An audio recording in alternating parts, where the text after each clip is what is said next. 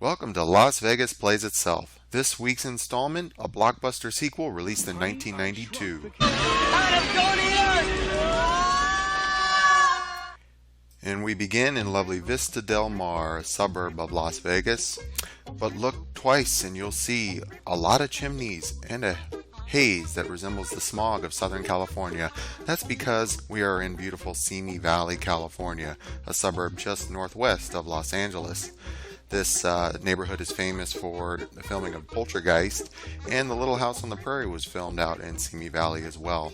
Now, primarily locations in this suburb were done on 3 streets. This is actually the address of 676 Azure Hills Drive, and you'll see Coldbrook Place there at this intersection. Now, that is the Selinsky home, which still is present today at that address of 676 Azure Hills Drive, and Silverwood Street is also filmed predominantly.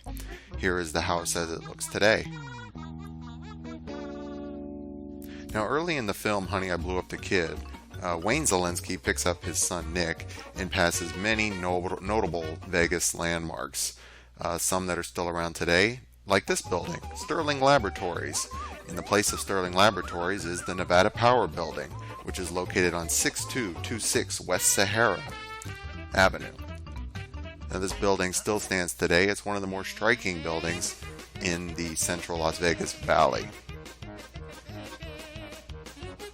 Here is the entrance to the Nevada Power, now known as Nevada Energy Complex, seen on West Sahara as it appears today.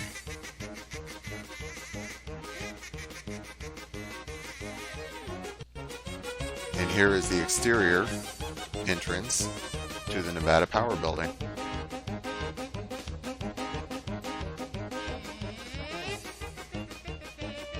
And a couple of screen grabs of what the building looks like today, very much the same. Although the name changes occurred, and you'll see the Nevada Energy moniker located right there on the facade. Next on Wayne Szalinski's and his son Nick's journey through some notable Las Vegas landmarks is the Hard Rock Cafe, as it appeared during filming in the summer of 1991. The Hard Rock Cafe was built in 1990 and is located on the northwest corner of Harmon and Paradise. That 82-foot guitar was actually inspired by Pete Townshend's number 9 Gibson Les Paul Deluxe. And here's some imagery of the Hard Rock Cafe over the last few years. Sadly, the Hard Rock Cafe closed permanently in December 31st of 2016 and has since moved a few miles to the west outside of the MGM Showcase Mall.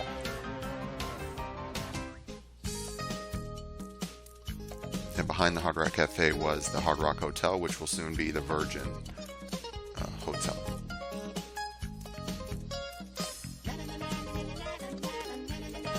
Now, the next stop on the Las Vegas tour for the Szalinski clan would be the Wet and Wild Water Park, captured forever on glorious celluloid.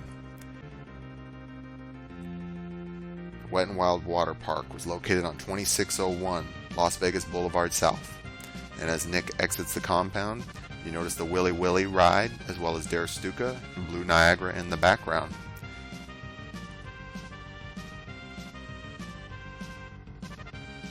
And Wayne is entering the premises of the Wet and Wild Water Park, and in the distance you see the Circus Circus in the El Rancho parking garage.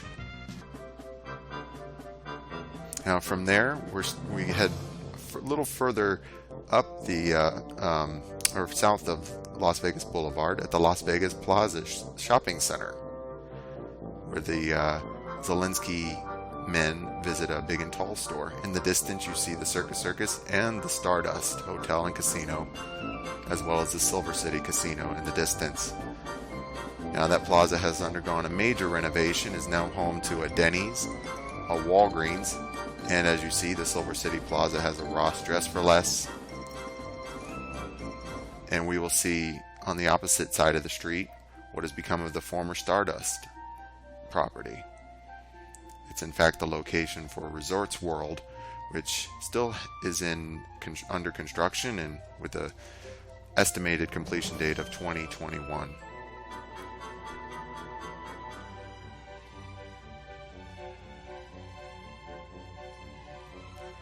And in the film, Wayne and his wife Diane have absconded with the shrinking ray, and we get some great footage of downtown Las Vegas. That was actually Alta and Discovery, which is now where the World Market Center and Lou Rovo Center reside.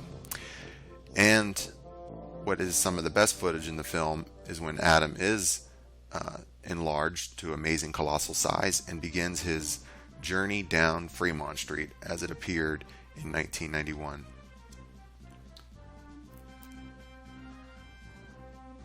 Adam Zielinski started down the street near the Four Queens and Fremont Casino before he is tripped up just in front of the Golden Nugget and Binion's Horseshoe.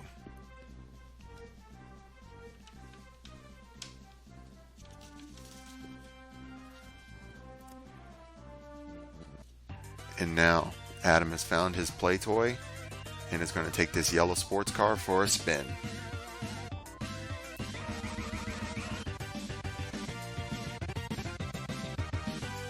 For those who want to experience what it must have been like to be in that sports car, you can actually head back downtown underneath the Fremont Street Experience canopy and ride Slotzilla, where you can zoom all the way from 4th Street to Main Street.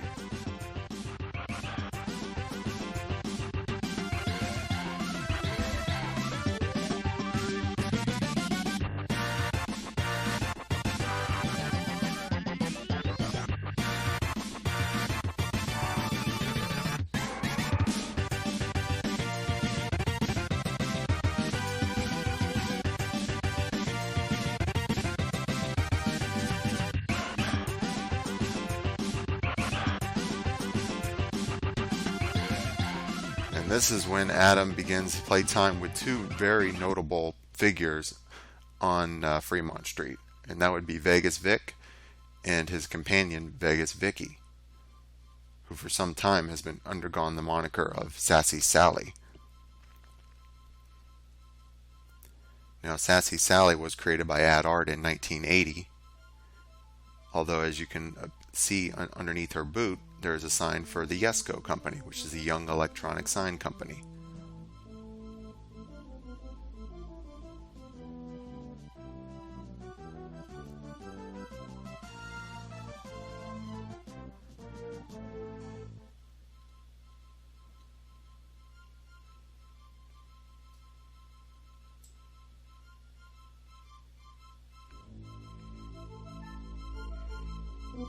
And Vegas Vic and Vegas Vicky still reside underneath the Fremont Street Experience canopy at this very day. And now Mr. Sterling and the Zielinski parents have come up with a plan.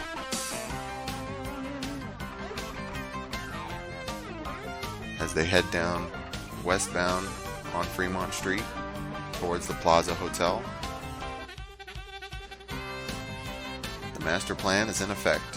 What follows is a sequence that has only occurred on two other occasions in Las Vegas's history, and that is the darkening of the lights throughout the Neon City. It has only happened two other times, once after Frank Sinatra passed away in 1998, and after legendary basketball coach Jerry Tarkanian passed away in 2015.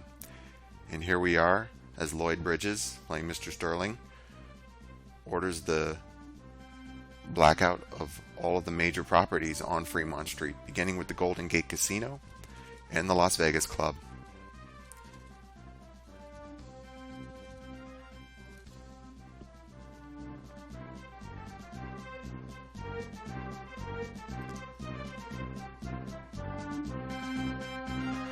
In this journey with the big baby himself,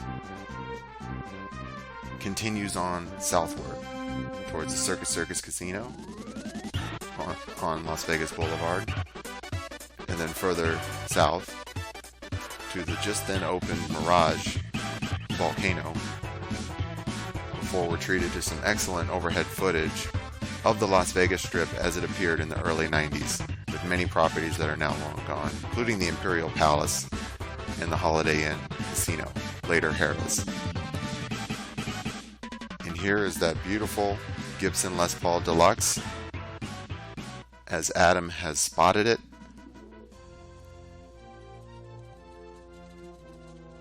And wants to reenact a little Guitar Hero.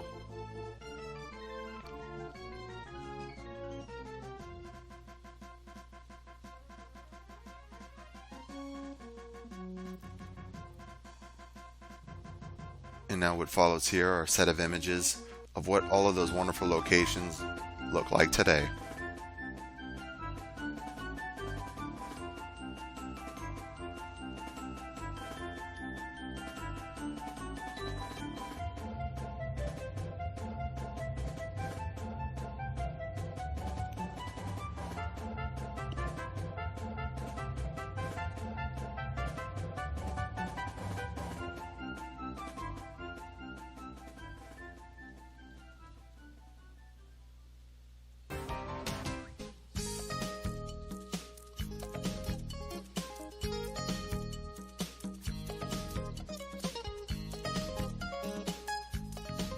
And this is the site of the former Wet n Wild Las Vegas compound. Since the closure of the park in 2004, it has remained vacant, and there's a view of the Wet n Wild site from the Las Vegas Hilton, now Westgate Hotel. At least they had a happy ending in Honey, I Blew Up the Kid.